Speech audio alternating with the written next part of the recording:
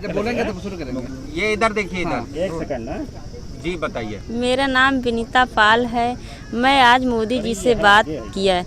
मोदी जी ने पूछा तुमने क्या किया, तो मैंने बोला मैं नर्सरी की खेती करती हूँ। उसमें नर्सरी पूछा कौन से पौधा उगाया, मैंने बोली कि सागवान, लिपस्टिक, सहजन, बेल, आम। मैंने बताया कि और सारे पौधे मैं उगाती हूँ। कहें कि तुम्हारे समूह का क्या नाम है, मैंने बताया धनगर महिला स्वयं सहायता समूह। कहें तुम्हारे दीदी लोग कितनी हैं, मैंने बताया 10 हैं। कहीं तुम्हारा खर्चा बच जाता है, मैंने बताया कि एक महीने में 50,000 बच जाता है, साल में 6 लाख बच जाती है। कहीं तुमने दीदी लोगों को कितना देती हूँ, मैंने बता दिया महीने में 3,000 दे देती हूँ।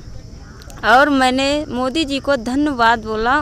मैंने कहने पेड़ देने के लिए कहा और फूल देने को मैंने कहा है, उन्हें धन्यवाद बोला। मोदी जी भी मुझे धन्यवाद दिया। कैसा अनुभव कर रही हैं आज प्रधानमंत्री जी से बात करने के बाद, कैसा लग रहा है आपको? मुझे बहुत अच्छा लग रहा है, बहुत आनंद लग रहा है कि मैंने आज मोदी जी से बात किया। मेरा नाम विनीता पाल, ऐसा मौका मिला मैं और आगे बढ़ना चाहती हूँ। धन्यवाद मोदी। धन्यवाद आपको कुछ बधाई दी थी? हाँ, मुझको मोदी जी भी विनीता पाल के मुझे धन्यवाद दिया था।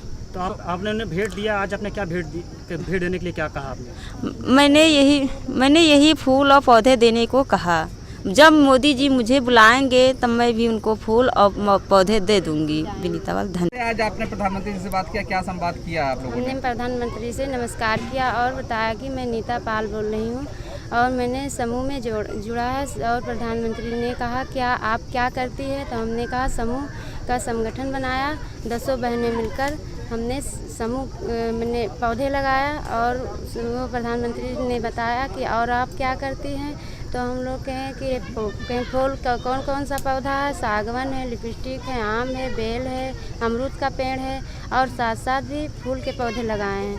और प्रधानमंत्री ने कहा कि आप प्रधानमंत्री ने कहा आप और क्या कर सकती है, तो हम लोग के 200 बहन मिलकर हमने सागवान का खेती किया और साथ साथ सब्जियां भी किया।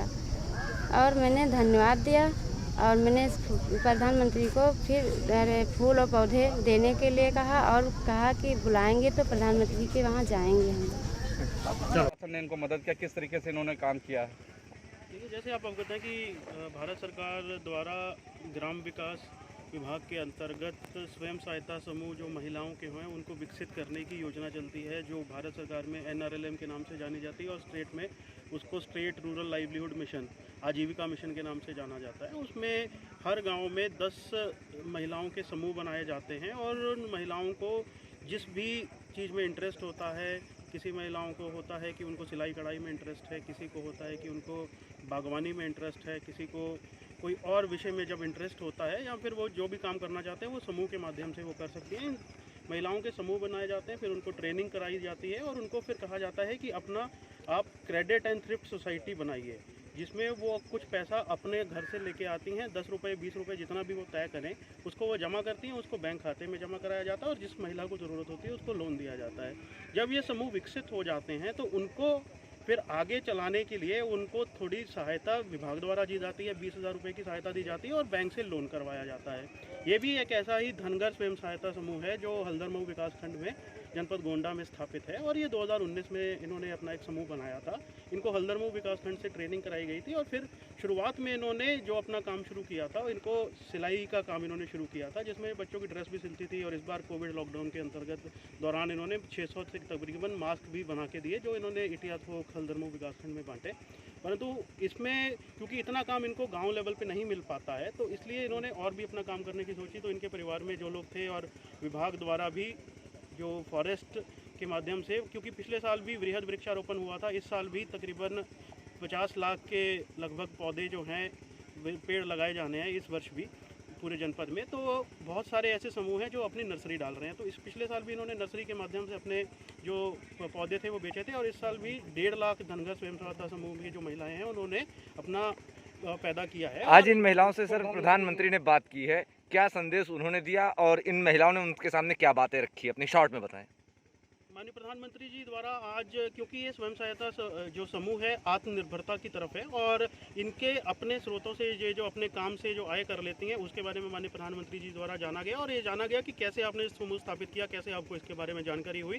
तो इनकी समूह की अध्यक्ष विनीता पाल और उनके सदस्यों द्वारा माननीय प्रधानमंत्री जी को और माननीय मुख्यमंत्री जी को ये अवगत कराया गया कि कैसे ये समूह चला रही हैं और इन जो समूह की महिलाएँ हैं इनके द्वारा ये अपेक्षा की गई कि ये ऐसे ही अपना काम करते रहें और इनको आगे भी रोजगार के जो साधन है मुहैया कराते जाएं ताकि ये मेहनत कर अपने परिवार को आगे ले जा सके।